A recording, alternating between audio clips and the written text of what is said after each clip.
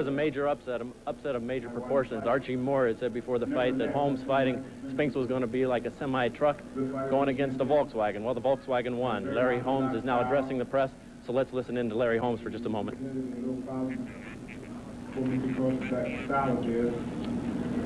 I'm not taking anything away from Rocky. I had a great career like Rocky Marciano did.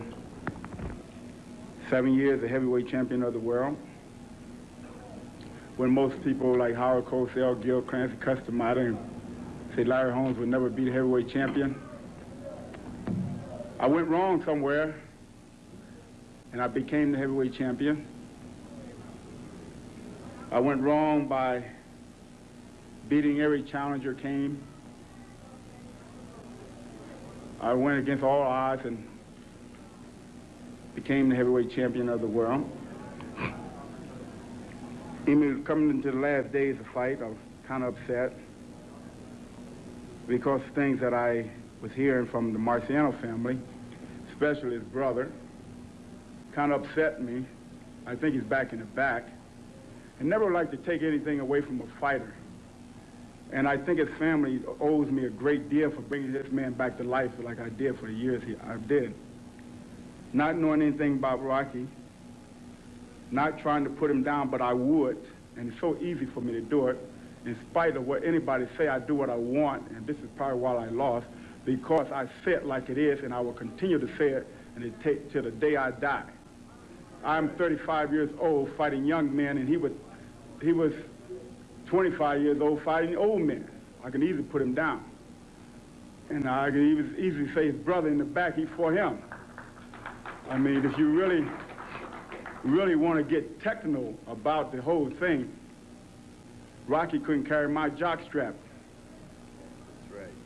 And I appreciate if Jerry Lister and anybody else, they try to run a computer fight, to put the truth in the machine and not some fantasy thing because people want a white hope.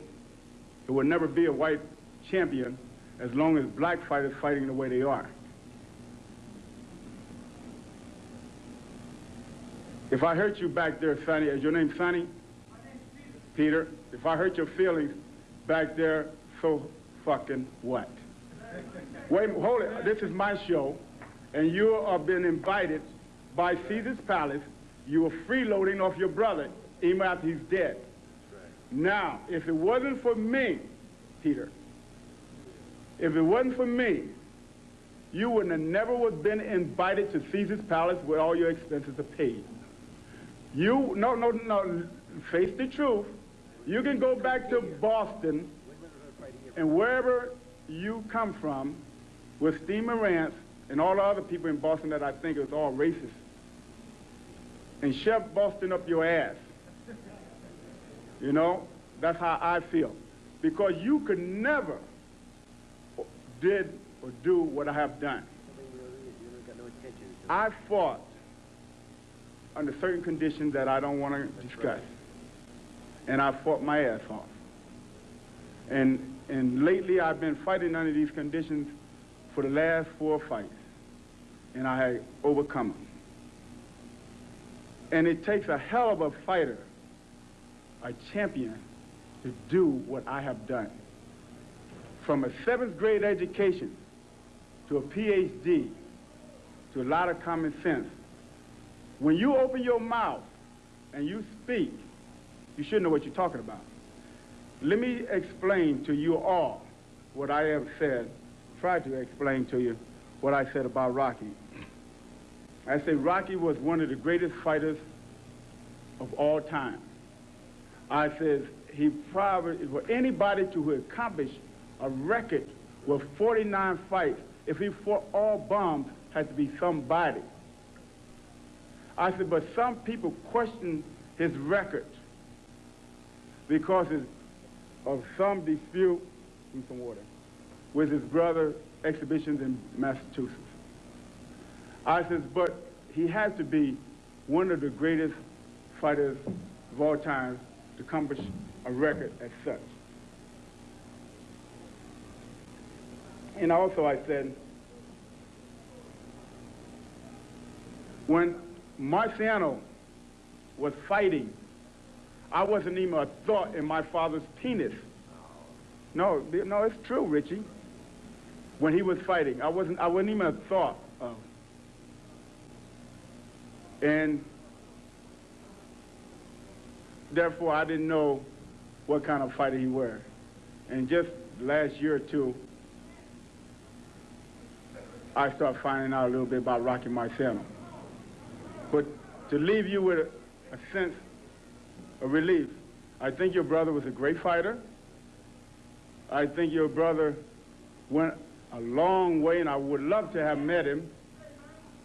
And then I'm sorry if you took that out of the wrong context. But I didn't mean no harm by doing it. I wish I could have met him. And this is one of the reasons why I brought a forgotten fighter to work with me in Archie Moore. Because when people get in that position, they're forgotten about. And I didn't want Rocky Marciano to be forgotten. Right. And if I thought he was not a great fighter, his picture wouldn't be on my wall all over my hotel in my house. Right. And I respect the man. Right. And that's what I like to say to you. And if I hurt anybody's feelings, I'm very sorry for doing that.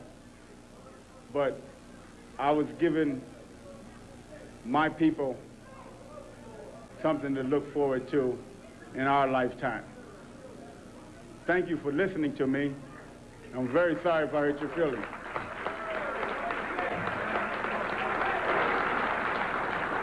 With me right now is Peter Marciano. Larry Holmes sounded quite bitter in the speech he was making about your brother, and he really had offended you and your family earlier in the week, hadn't he? Yeah, the way I feel about it is I have no hard feelings towards Larry. I just think that Larry really never knew about Rocky Marciano. Said a lot of nasty things about him. And maybe we ought to listen to Larry right now, Jim. I'd like to hear what he's got to say, if you don't mind. Let's go back to Larry Holmes for just a moment. I'd like to say Las Vegas has been my home. I won the title here. I lost it here. I lost it to a great light heavyweight champion. And I'm not ashamed. I accomplished a lot from boxing. I owe nobody nothing. I just owe my wife and my kids some of what I took away from them from 18 years of boxing.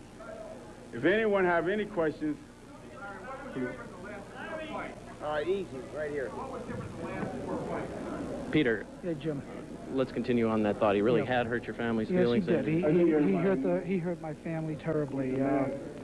I think it's through a lack of knowledge. He seems to speak like Rocky fought 100 years ago. He's saying things like some of Rocky's fights were not legitimate, and that's not true. And I feel that if a man is going to respond or talk about someone, he should read about him and know about him, and that's all I'm saying. Peter, let's be very candid, however. You're quite happy that Larry Holmes didn't break your brother's record. Absolutely, without question.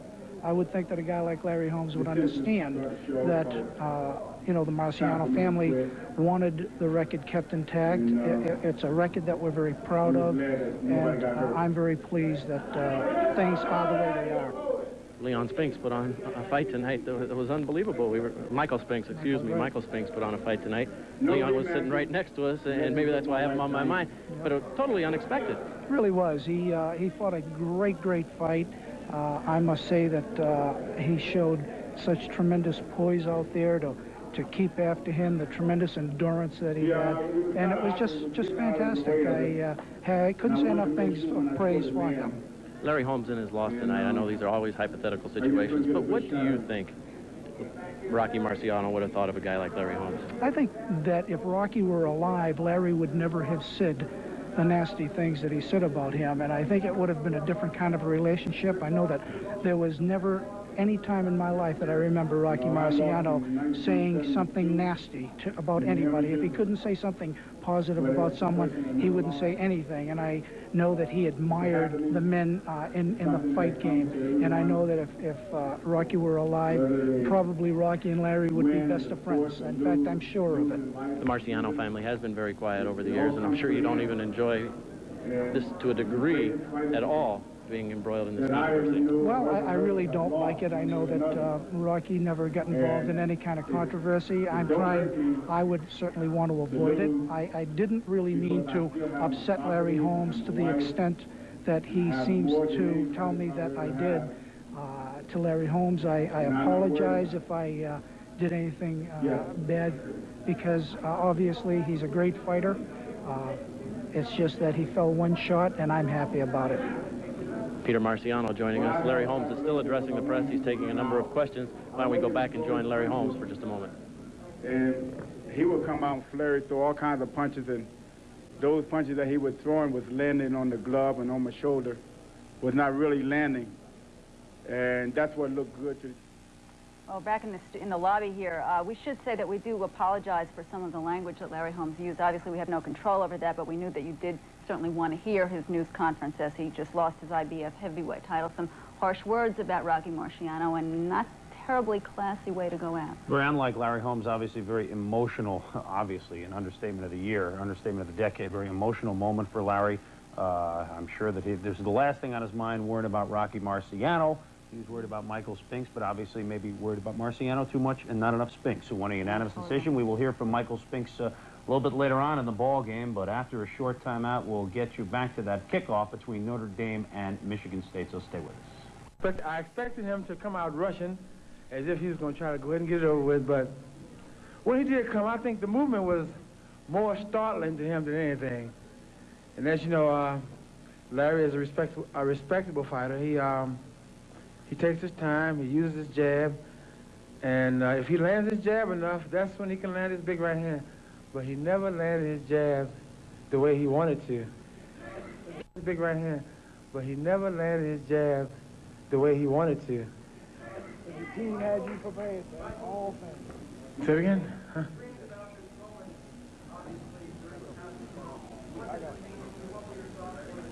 You know, I never saw myself winning this fight. I saw it once. I saw myself knocking him out. But I never saw myself winning this fight. Never saw myself winning it. But it told me something. And everything that happened, that usually happened in preparing myself for any fight, all the troubles, all the problems, I started having problems. I mean, things didn't seem to be going right in the gym. I was doing things, guys were pushing me around. I was pushing them around a little bit. I wasn't having my way. And all of those things that I was going through was positive. So all of them was positive because I don't know, whatever. Wherever I feel comfortable. I was comfortable. I was comfortable weighing in at 200. I don't think I weighed 200 when I came in the ring. I think I weighed about 190 something, whatever it was. I didn't weigh again, but I didn't eat as much. And I tried to go in. I went in on E as I would normally go in every fight, and so I felt pretty much like burning. Did I eat it? Did I need the weight? I think I need. No, I think. Excuse me. I'm not sure. Probably so. But the weight wasn't food or fat. No, I'm not gonna do that. But here it is. It's all muscles. It's muscles. I don't have nothing but muscles. I rebuilt my whole body. We did. Me, Mackie Shieldstone, and if Mackie's mom is listening, Mackie'd like to tell you, Mom, hello. Right here. Michael Spinks obviously weighed considerably less than Larry Holmes. He's been coughing all week, has a cold as well, but they somehow managed to win a unanimous 15-round decision. He weighs nothing now. He is floating right now as he upset Larry Holmes. We'll return to our football game, Notre Dame against Michigan State, following this brief timeout. We hope you've enjoyed our live look in Las Vegas with Michael Spinks upsetting Larry Holmes.